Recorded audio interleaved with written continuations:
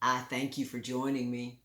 I'm going to read the Earth class notes written by the 12th Apostle entitled Thorns and Thistles. Cursed is the ground for thy sake, and sorrow shalt thou eat of it all the days of thy life. Thorns and also thistles shall it bring forth to thee, and thou shalt eat of the herb of the field. In the sweat of thy face shalt thou eat bread, till thou return unto the ground, for out of it was thou taken. For dust thou art, and unto dust shalt thou return. From the book of Genesis. The consequences of Adam's freedom of choice and that of his many descendants on altered earth is the main thing Moses gleaned from the angels' tapes of Adam's creation and fall when Moses was with God in God's aerial craft for 40 days as it hovered over a hill in the Sinai desert.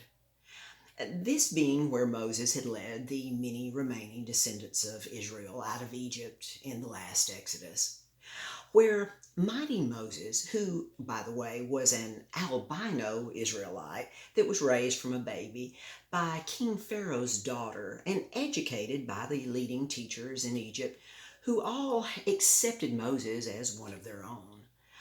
Even though the Egyptians were dark-skinned people, but they knew what the rare albino was and treated Moses with double dignity.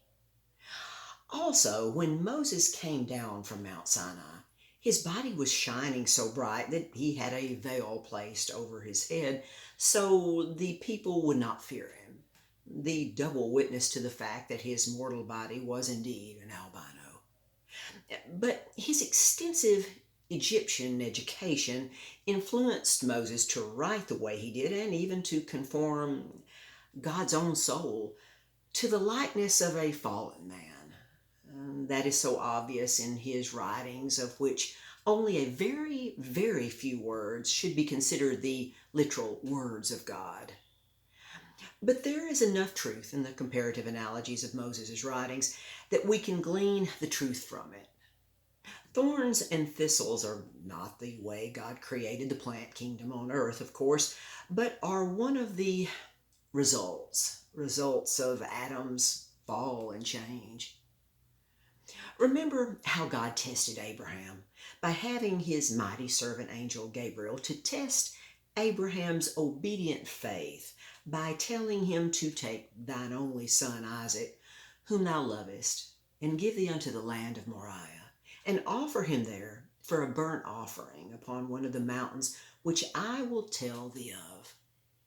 From the book of Genesis. Abraham traveled for 3 days when Gabriel showed him the place to sacrifice his only son of promise, noted 3 times in Genesis.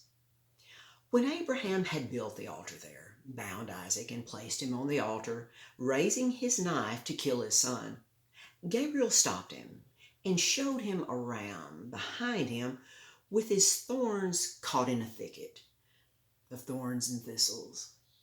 And Abraham took the ram and offered him up for a burnt offering in the stead of his son.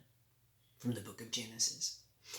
Much later in mortal time, David placed the head of the giant Goliath, who he had killed on that same stone hill later called the place of the skull, and much later called Golgotha, where Jesus was crucified with a crown of thorns on his head as the legal last sacrifice for all souls of all time, and for all the negative changes to the land and all the plant kingdoms.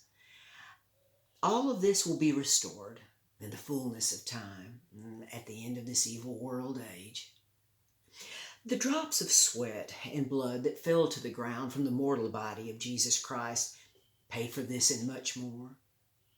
Also, it's very interesting to think about the many generations of people who have lived here and consider what they learned and did and where they are now. Sadly, more preachers and teachers teach that they are in a state of soul sleep and will be awakened in one of the resurrections that they know nothing about. Little wonder so many fear mortal death so much. The total proven truth is now easily and freely available to all through these special earth classes, like it has never been done before. Look out for thorns and thistles. Until next time.